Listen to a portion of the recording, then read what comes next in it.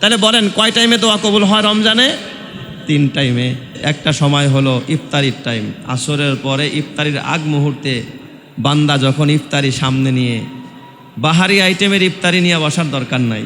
আমরা মনে করি একেবারে আলু চপ, বেগুন, পেঁয়াজু, ডিমের চপ, চিকেন ফ্রাই, এটা সেটা, খিচুড়ি, বোনা, সেই আমার বাহারি আইটেমের ইফতারি নিয়ে না বসলে তার ইফতারি হলো না। শুধু 1 গ্লাস পানি আর একটা খেজুর, এতটুকু যদি হয়, শুধু 1 গ্লাস পানি আর একটা খেজুর, এতটুকু যদি হয়, আর এতটুকু খাবার নিয়ে যদি কোনো বান্দা সারাদিন না খেয়ে বসে থাকে, আরশের মালিকের কাছে হাত পাতে, আরশের মালিক তার দিলের সব চাওয়া পাওয়া মুহূর্তের মধ্যে আল্লাহ পুরা করে দিবে। সুবহানাল্লাহ।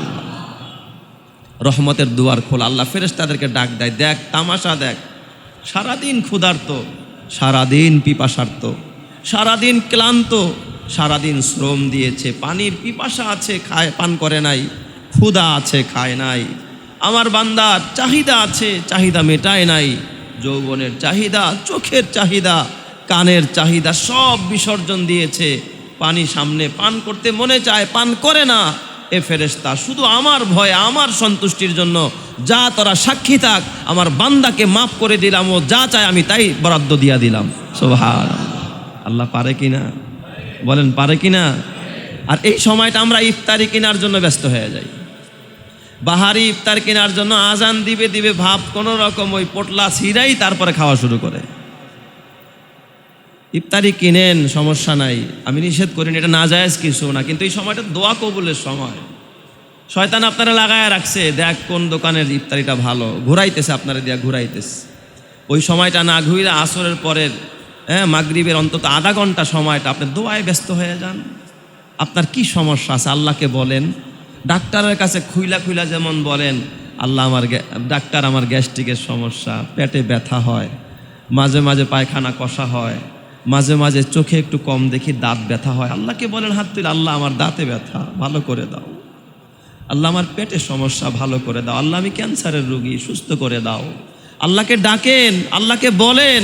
রমজান মাস দেওয়ার মাস, আল্লাহ বান্দার কাছে কিচ্ছু চায় না, আল্লাহ দেওয়ার জন্য প্রস্তুত। বান্দা চাইতে জানে না, এই জন্য বান্দা পায় না। আল্লাহর কাছে যদি কেউ চাইতে পারে, আল্লাহ সাথে সাথে দিয়া দিবে। সুবহানাল্লাহ। তো দোয়া করবো তো এই সময় ইনশাআল্লাহ আমরা। আল্লাহ কবুল করো, জোরে কানা আমিন। আর একটা দোয়া কবুলের সময় হলো তাহাজ্জুদের টাইম। রমজানে তো অন্তত আমরা সাহারি খাইতে উঠি না, কি বলেন? সাহারি খাই না? রমজানে তো সাহারি খাই, ওইটাই তাহাজ্জুদের টাইম। আগে অন্তত 4 রাকাত নামাজ পড়েন, 2 রাকাত কইরা, এটা তাহাজ্জুদের নামাজ। আপনি নফলের নিয়তে 2 রাকাত নামাজ যে কোনো সূরা দিয়া পড়তে পারেন, 2 রাকাত কইরা, 4 রাকাত পারেন, 6 রাকাত পারেন, 8 রাকাত পারেন। এটা শুধু রমজানের আমল না, সারা বছরের আমল। এই সময় হাদিসে আসছে, আল্লাহ রসুল বলেন, আল্লাহ প্রথম আসমানে আসে, প্রথম আসমানে আইসা আল্লাহ তাআলা ডাকতে থাকে, আলা মিন মুস্তাগফিরিন ফাগফির আলাহ। আসনি কোনো গুনাহগার আমার কাছে ক্ষমা চাইবা, আমি আল্লাহ তারে ক্ষমা করে দিব। সুবহানাল্লাহ। আর যে আল্লাহর ক্ষমা পায়া গেল, সে সবচাইতে সফল হয়ে গেল। আল্লাহর কোরআন বলে, ফামান যুহজিহা আনিন নারি ওয়া উদখিলাল জান্নাতা ফাকাদ ফাজ। যে জাহান্নাম থেকে বেঁচে গেল আর আল্লাহর জান্নাতের সুসংবাদ পেয়ে গেল, ক্ষমা পেয়ে গেল, ওই ব্যক্তি সবচাইতে আল্লাহর কাছে সফল, কামিয়াব হয়ে গেল। যেরকম সুবহানাল্লাহ। ওই সময় একটু হাত তুলা কাঁদেন, আল্লাহ, আয় আল্লাহ, ছেলেটার এত রোগ ভালো হয় না, বুঝেছি আমার গুনার কারণে তুমি আমার ছেলের অসুস্থতা দিচ্ছ, আমার গুনার কারণে তুমি আমাকে পেরেশানিতে ফালায় রাখছো। আল্লাহ, রোজা রাখবো, সাহারি খাবো, তোমার কাছে হাত তুললাম, তুমি আমারে মাফ করে দাও। আমি তোমার গোলাম, তুমি ছাড়া সমস্ত মালিকের দরজাগুলো বন্ধ, কিন্তু একমাত্র তোমার দরজাই খোলা। ওইভাবে নফল একটা সেজদা দিয়া, সেজদার মধ্যে পড়া যখন বান্দার চোখের পানি ফালায় কাঁদে, কসম আল্লাহর, তাহাজ্জুদের সেজদার মধ্যে, নফল নামাজের মধ্যে নফল একটা সেজদা দিয়া যদি বান্দা আল্লাহর কাছে চাইতে পারে, আল্লাহ এত অসীম রহমান, এত বড় দয়ালু, এত বড় মেহেরবান, বান্দার জিন্দিগির গুনাহ মাফ করে বান্দাকে আল্লাহ প্রিয় বানায় নেয়। জোরে কোন সুবহানাল্লাহ। দরজওয়ানি তওবা করদান শিওয়ায়ে পয়গম্বরি, দরজওয়ানি তওবা করদান শিওয়ায়ে পয়গম্বরি, वक्त पीरी गिर गे जालिम मिशावद परहेजगारी। ওই সময়টা আমরা বাছাই করব দোয়ার জন্য ইনশাল্লাহ। পারবো তো ইনশাল্লাহ? আল্লাহ তুমি কবুল করো, জোরে কানা আমিন। তৃতীয় নম্বর, ওই সময়ও দোয়া কবুল হয় ফরজ নামাজের পর। নামাজ শেষ হয়ে গেছে, এখন চাই ইমামের সাথে। ইমাম তো অনেক সময় লম্বা দোয়া করে না। কেন করে না? অনেক ব্যস্ত লোক আছে, সবাইকে নিয়ে এত লম্বা দোয়া করা কি না সম্ভব না। ইমাম সাহেব সালাম ফিরায় ফেলছে, আপনি পারলে ইমামের সাথে অথবা একা একাই হাত তোলেন, মালিক রে তোমার গোলামি করার জন্য তোমার ঘরে আসছি। আয় আল্লাহ, দুনিয়ার শত্রুর ঘরে গিয়াও যদি শত্রুর পা ধরে কেউ মাপ চায়, শত্রুরে কি করে দেয়? মাফ করে দেয়। আল্লাহ তোমার ঘরে আসছি, তোমার গোলামির খাতায় নাম উঠাইলাম। সলাতুজ জুমা আল্লাহ, সলাতুজ জোহর, সলাতুল আসর পড়লাম, তোমার গোলামির খাতায় নাম উঠাইলাম। তুমি যদি গোলামটারে ঘাট ধরে বের করে দাও, কার দুয়ারে যাবে? আর তো দ্বিতীয় কোনো জায়গা নাই, মাফ করে দাও। ফরজ নামাজের পরে বান্দা যখন হাত তুইলা একা একা হোক আর সবাই মিলা হোক, যদি আল্লাহর কাছে ক্ষমা চাইতে পারে, কিছু চাইতে পারে, আমার আল্লাহ এত বড় রহমান, এত বড় রহিম, বান্দার চাইতে দেরি হবে, আমার আল্লাহর দিতে একটা সেকেন্ডও দেরি নাই। যেরকম সুবহানাল্লাহ। এই জন্য এই সময়টা আমরা দোয়া করব। তাহলে বলেন কয় টাইমে দোয়া কবুল হয় রমজানে? 3 টাইমে। 1 নম্বরের টাইম হলো ইফতারির আগে, 2 নম্বরের টাইম হলো তাহাজ্জুদের সময়, 3 নম্বরের টাইম হলো 5 ওয়াক্ত ফরজ নামাজের পরে। এ আমার বাবা, আপনার যেন দোয়ায় কষ্ট না হয়, ইবাদতে কষ্ট না হয়। আল্লাহ তাআলা পরিবেশকে গুছানোর জন্য শয়তানকে আল্লাহ তাআলা বন্দি করে দিস। রমজানের আগে শয়তান একটা মিটিং ডাকছে, মিটিং কল করছে। মালিকি মাযহাবের একজন বড় ইমাম, ইমামে রব্বানি, মাহবুবে সুবহানি, একজন বড় আল্লাহর ওলি, আল্লামা ইবনু আব্দুল বার রহমাতুল্লাহ আলাই। এই ইবনু আব্দুল বার রহিমাহুল্লাহ একজন জগৎ বিখ্যাত আল্লাহর ওলি। উনি মালিকি মাযহাবের একজন বড় ইমাম। বহু কিতাব, বহু গ্রন্থ উনি রচনা করেছেন। ইবনু আব্দুল বার রহিমাহুল্লাহ উনি কিতাবের মধ্যে লেখছে, একদিন শয়তান, ইবলিস শয়তানরে কিন্তু আল্লাহ রমজান মাসে বন্দি করে রাখে। এই শয়তান রোজার আগে একবার তার সব চেলাদেরকে নিয়ে একটা মহাসমাবেশ ডাকছে। শয়তানও মাঝে মাঝে সমাবেশ করে। শয়তানেরও কিছু চেলা আছে, সব জায়গায় আছে না নাই? এই জোরে বলতে হবে, আছে না নাই? আপনি দেখেন আর না দেখেন, শয়তানেরও কিছু কি থাকে? কর্মী বাহিনী থাকে। সব কর্মীদেরকে নিয়ে বড় শয়তান, বুড়া শয়তান সমাবেশ ডাকছে। সমাবেশের ভিতরে কথা বলতেছে, এক কর্মী দাঁড়ায়া বুড়া শয়তানরে প্রশ্ন করতেছে। ডাক দেয়া বলে, লিডার, আপনার কাছে আমার একটা জিনিস জানতে বড় ইচ্ছে হয়। আচ্ছা বলো, কি জানবা? আমার কাছে জানবা না তো জানবা কার কাছে? আমি তো তোমাদের বিগ বস, লিডার।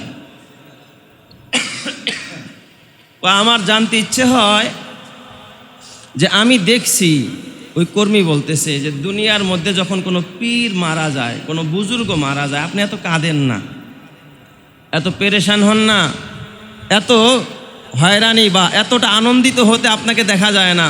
কারণ শয়তান তো ভালো মানুষ মরলে খুশি হয় না, বেজার হয়? কথা কয় না? ভালো মানুষ মারা গেলে শয়তানের জন্য ভালো না খারাপ? ভালো না। শয়তান মনে করবো না, মাশাল্লাহ আমার বিরোধী একটা কি করছে, মরছে। আল্লাহর ওলি যারা নামাজ পড়ে, যারা এরা শয়তানের পক্ষের লোক না বিপক্ষের লোক? শয়তানের বিপক্ষের লোক নাই। যে আপনারা যারা মসজিদে আসছেন, শয়তানের পক্ষে না বিপক্ষে? আমার যা দিচ্ছেন মনে হয় অর্ধেকে দিছে আর বাকি অর্ধেকে দেয় নাই। আপনারা শয়তানের পক্ষের লোক না বিপক্ষের লোক? এই তো মাশাল্লাহ। তো শয়তানের বিপক্ষের লোক আমরা। তো শয়তানের বিপক্ষের লোক যদি মারা যায়, তাতে শয়তান বেজার হয় না খুশি হয়? খুশি হয়ে যায় না? তো ওই শয়তানের চেলা কয়, হুজুর আপনি ওই যে পীর সাহেবরা মরলে তো এত বেশি খুশি হন না, একজন আলেম মরলে যত বেশি খুশি হন, কারণটা কি? একজন পীর, তার হাজার হাজার মুরিদ থাকে, এ মরলে তো এত বেশি খুশি হন না, কিন্তু একটা আলেম মারা গেলে আপনি এত বেশি খুশি হন কেন? এই প্রশ্ন করছে কে? শয়তান। শয়তানের এক কর্মী ওই বুড়া শয়তানকে, বিগ বসের লিডারের প্রশ্ন করছে। আর এই ঘটনা লেখছে আল্লামা ইবনু আব্দুল বার তার কিতাবের মধ্যে। তো শয়তান কয়, শোন, আমি এই প্রশ্নের জবাবটা তোদেরকে মুখে দিব না প্র্যাকটিক্যালে দিব? কয়, মুখে দেওয়ার চাইতে প্র্যাকটিক্যাল হলে তো আরও ভালো। আপনি যদি প্র্যাকটিক্যালে জবাবটা দেন তাহলে কি আরও ভালো, আরও সুন্দর হইল। সব কিছু বাস্তবে সচক্ষে দেখা বিশ্বাস করলাম।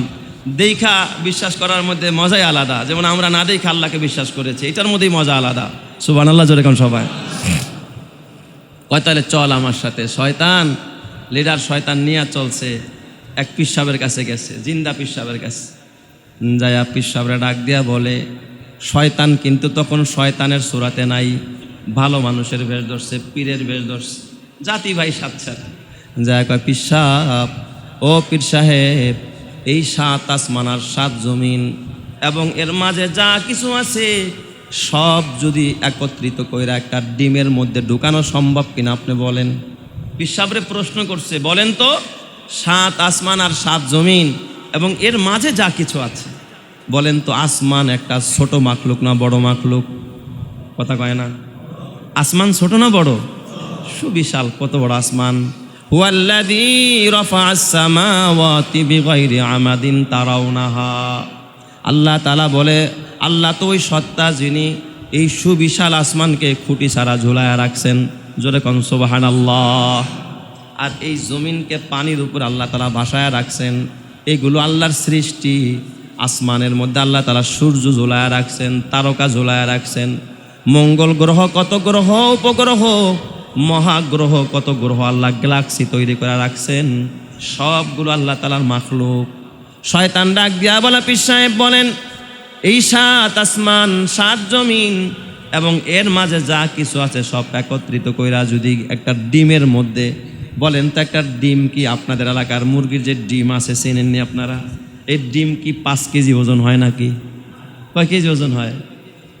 ঢাকা শহরের ডিমগুলো একটু বেশি বড় হয়, 2 কেজি করে এক একটা, তাই না? হ্যাঁ, আর গ্রামের মুরগির ডিমগুলো একটু ছোট হয়, তাই নাকি? নাকি সব জায়গার মুরগির ডিমের সাইজ প্রায় সমান, 19-20 হয়, কিন্তু 10-20 কখনো হয় না।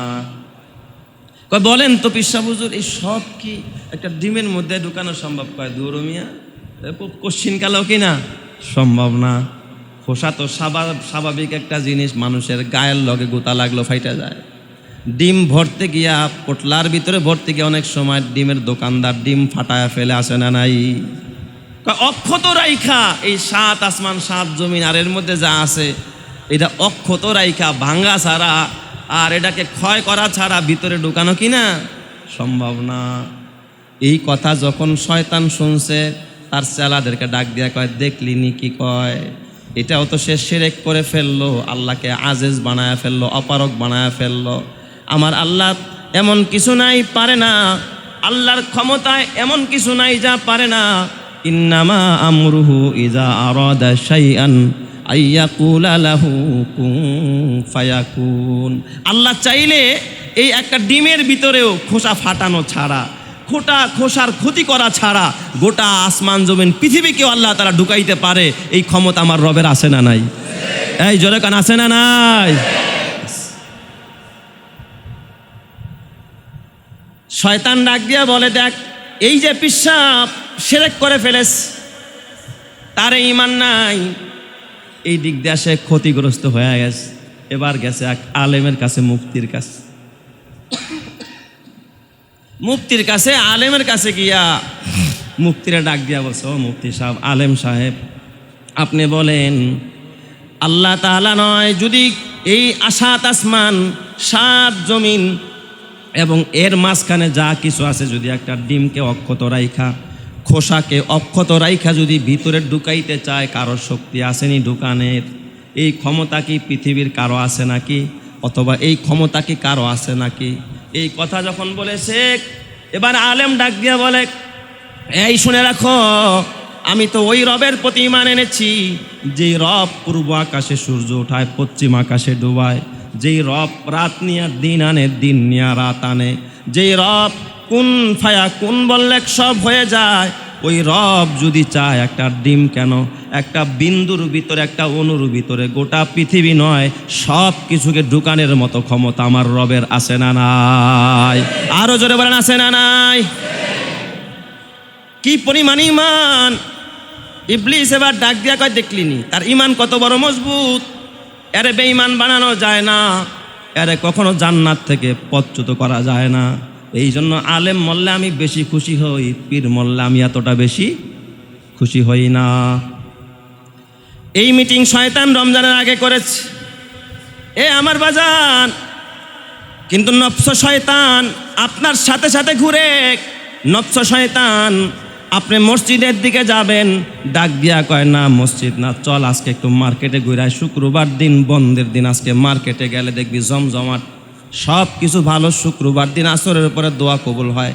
আপনি যেন দোয়া করতে না পারেন, আপনারা শয়তান তাড়ায় নিয়ে যাবে মার্কেটের দিকে।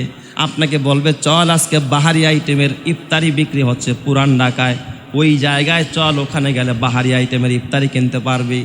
না না না বাবা না, এই রমজানের রোজা আল্লাহ কত সহজ করেছে, অথচ সাহাবায়ে কেরামের জিন্দেগির নমুনা, তারা ইফতারি দূরের কথা, তারা কোনো খাবার খাইতে পারতেন না। আনসারী সাহাবীর ঘটনা, রমজান মাস, এই আনসারী সাহাবী পরপর 3 দিন রোজা রেখেছে। সাহারিতেও শুধু পানি, ইফতারিতেও শুধু পানি। আর আগের যুগের রোজা ছিল ওই যে ইফতারি করতো, এরপরে ঘুমের পরে আর কোনো খাবার খাইতে পারতো না। ইফতারির পর থেকে আবার পরের দিনের রোজা শুরু হয়ে যাইতো। যখনই ইফতারি শেষ, ঘুমানো শুরু হয়ে গেছে, তার মানে তার ইফতারির টাইম শেষ, পরে আর খাবারের কোনো সুযোগ নাই। 3 দিন হয়ে যায়। আনসারী সাহাবী কৃষক মানুষ, খেজুরের বাগানে কাজ করে গাছের ময়লা পরিষ্কার করে। বলেন তো, গাছ ঝোরা গাছের ময়লা পরিষ্কার করা সহজ বিষয় না, বড় কষ্টের কাজ, বড় কষ্টের কাজ। পিপাসায় কলিজা পর্যন্ত একেবারে শুকিয়ে যায়। আর রোজা রাখছে 3 দিন পর্যন্ত, সাহারিতেও পানি, ইফতারেও পানি, পানি ছাড়া বিকল্প কোনো খাবার নাই। 3 দিন পরে সাহাবী একেবারে অস্থির, ক্ষুধায় দাঁড়াইতে পারে না। ওই সাহাবী বাড়ির দরজায় গিয়া, ইফতারের সময় ঘনায় আসছে, আজান দিয়া দিবে। ইতিমধ্যে সাহাবী ঘরের ভিতর থেকে বিবিরে ডাক দিছে, বিবি গো, ও কলিজার টুকরা বিবি, ঘরে কোনো খাবার আসেনি, দাঁড়াইতে পারি না। ইফতারির টাইম হয়ে গেছে, ঘরে কোনো খেজুর আসেনি, খাবার আসেনি, একটু খাবার দিতে পারোনি। বিবিও ক্ষুধার্ত, ঘরে খাবার নাই। দেখেন বিবিও কত বড় আল্লাহর ওলি। বিবি ডাক দেয়া কয়, স্বামী গো, আপনি অপেক্ষা করেন, বসেন, দেখি আমি আপনার জন্য খাবারের ব্যবস্থা করতে পারি কিনা। জোরে কন্না আল্লাহু আকবার। এই যুগের নারীরা হইলে হয়তো ঘরে খাবার আনো নাই, কোত্থেকে তোমারে খাবার দিব, বসেন দেখি খাবার পাই কিনা। বিবি কানতে কানতে বের হয়ে যায়, প্রতিবেশীর কাছে গেছে, যায় ছাড়া একটু হালুয়ার মতো একটু যাও পাকাইস, নিয়ত করছে 2টা রুটি আর একটু ওই গমের আগলা দিয়া যে একটা সুজির মতো রান্না করছে, এটা স্বামীর সামনে পেশ করবে। অতক্ষণে রাত অনেক হয়ে গেছে, ইফতারির টাইম পার হয়ে গেছে। স্বামী দেখে ঘুমায় গেছে, অচেতন, মনে হয় যেন বেহুশ হয়ে পড়ে আছে। বিবি স্বামীর কাছে খাবারের পেয়ালাটা, রুটির পেয়ালাটা আর ওই হালুয়ার পেয়ালাটা নিয়ে আইসা দেখে স্বামী ঘুমান্ত। স্বামী এখন চিন্তা করে দেখে এখন তার খাবারের টাইম নাই, রোজা হবে না, কারণ ইফতারির পরে ঘুমায় গেলে আর খাওয়া যায় না। এবার সাহাবীর স্ত্রী বড় পেরেশানিতে পড়ে গেল, হারে আমার স্বামী খানা চাইলো, কিন্তু আমি তো খানা দিতে পারলাম না, দেরি হয়ে গেল খানা তৈরি করতে, খুঁজতে খুঁজতে। সাহাবীর বিবি দৌড়ায়া নবীর কাছে গেলেন, ইয়া রাসূলুল্লাহ, ইয়া হাবিবাল্লাহ, আমার স্বামী 3 দিন যাবৎ ক্ষুধার্ত, সাহারিতেও আমার স্বামী পানি পান করে, ইফতারিতেও পানি পান করে, এর বাহিরে কোনো খাবার নাই। ইয়া রাসূলুল্লাহ, কিছু গম আনলাম, আটা পিসলাম, রুটি বানাইলাম, হালুয়া তৈরি করলাম, স্বামীর সামনে খাবার পেশ করব, স্বামী আমার ঘুমায় গেছে, কিন্তু এখন তার খাওয়ার টাইম নাই। 4th দিন যদি আমার স্বামী না খায়া এইভাবে রোজা রাখে, তাহলে তো আমার স্বামী মৃত্যুর সম্মুখীন হয়ে যাবে, আমার কি করণীয়? আল্লাহর নবীর চোখ দিয়া অজরে পানির ফোঁটা গড়ায়। আল্লাহর নবীর তাকায় দেখে আকাশ থেকে জিবরাইল আসতেছে। জিবরাইল আইসা আয়াত নাজিল করে দিছে। আল্লাহ তাআলাকে, আল্লাহর রসুলকে জানায় দেয়, ইয়া রাসূলুল্লাহ, আপনি আপনার সাহাবীরে বলে দেন তারা যেন সুবহে সাদেক পর্যন্ত খানা খাইতে পারবে। আমি আল্লাহ তাদের জন্য সুবহে সাদেক পর্যন্ত খানা খাওয়াকে আমি আল্লাহ তাদের জন্য হালাল করে দিলাম। চিৎকার মেরে কন্না আল্লাহু আকবার। হর লাহজা হে মুমিন কি না ঈশান না ঈআন, हर लहजा है मोमिन की ना ईशान ना ईआन, गुफ्तार में किरदार में अल्लाह की बुरहान, गुफ्तार में किरदार में अल्लाह की बुरहान। गफ्फारियों कख्खारियों कुद्दूस व जबरूत, ये चार अनासिर हो तो बनता है मुसलमान। ये चार अनासिर हो तो बनता है मुसलमान। उल्फत में बरा बर के वफा हो के जाफा हो, हर चीज़ में लज्जत है अगर दिल में मज़ा हो। हर चीज़ में लज्जत है अगर दिल में मज़ा हो। जोरे जोरे कम सुबहानाल्लाह। এই জন্য আমার বাবা রমজান সমবেদনার মাস, গরিবের খবর নেওয়ার মাস, আল্লাহওয়ালাদের খবর নেওয়ার মাস, রোজাদারের খবর নেওয়ার মাস, অসহায় মানুষের পাশে দাঁড়ানোর মাস, আল্লাহর ঘরে সময় দেওয়ার মাস, দান করার মাস, সদকা করার মাস। একটা নফল ইবাদত করবেন 70টা, একটা নফল ইবাদত করলে একটা ফরজের সমান। একটা ফরজ ইবাদত করবেন 70টা ফরজের সমান। 1 টাকা দান করবেন 70 টাকা দানের সওয়াব পাবেন। 1000 টাকা দান করবেন 70,000 টাকা দানের সওয়াব দিয়া দিবে কে? একটা খেজুর দিয়া ইফতার করাবেন 70টা খেজুর দান করার সওয়াব দিবেন কে? আল্লাহ।